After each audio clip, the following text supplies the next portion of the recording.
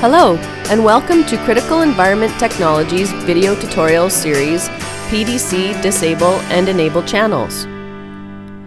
In this tutorial, I will demonstrate how to disable and enable a channel in a PDC so that if a transmitter fails and needs to be physically removed from the grid to be repaired, the entire system does not go into a fail condition. It is very important to never disable all the channels. Otherwise, the PDC firmware will need to be reprogrammed back to the factory default settings. On power up, the PDC will try to communicate with the transmitters assigned to each channel.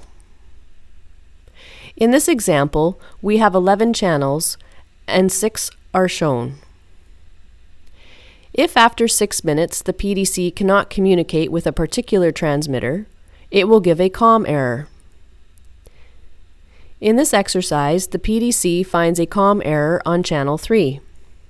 In order to remove the faulty transmitter from the grid, you must first disable channel 3 on the PDC, and then physically go and remove the transmitter from the grid, reconnecting the wires together so the power and the data lines can continue throughout the circuit.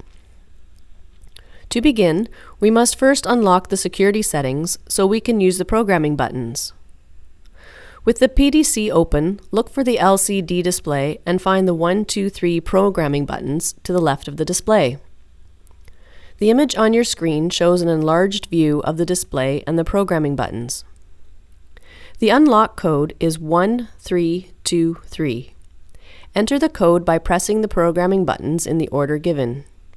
You will see unlocked displayed on the screen, and then the display will return to normal. To disable channel 3, enter code 3211 using the programming buttons. The display will start at channel 1 and progress through all 11 channels as you press the programming buttons. We are not concerned with channel 1 or 2, so they remain enabled as you press 2 to accept and move to the next channel. When you see channel 3, you want to disable it. To do this, press 1 to change yes to no, and press 2 to accept the change and move on to the next channel, and so on until you have gone through all the channels and finished shows on the display. Now you can go and physically remove the faulty transmitter from the grid. Disconnect the wires, remove the transmitter, and reconnect the wires.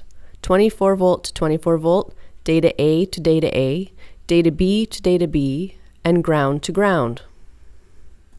If the faulty transmitter is the last one in the line, before you disconnect it, make sure you install an end-of-the-line jumper on the working transmitter before it.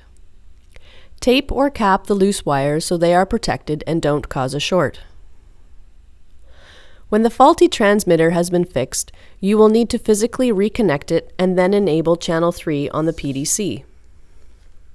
If you are reconnecting the transmitter at the end of the line, remember to remove the end-of-the-line jumper on the transmitter before it and install it on the one you are returning. To enable channel 3 on the PDC, enter code 3211 using the programming buttons. The display will start at channel 1 and progress through all 11 channels as you press the programming buttons. Again, you are not concerned with channel 1 or 2, so they remain enabled as you press 2 to accept and move to the next channel.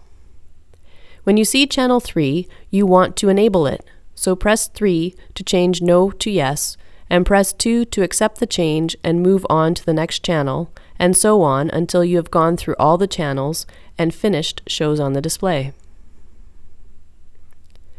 This completes the tutorial on how to disable and enable channels on the PDC. If you would like more information or in-depth training, you can sign up to take our service training courses. Please visit us at criticalenvironment.com or call 1-877-940-8741. Thanks for watching.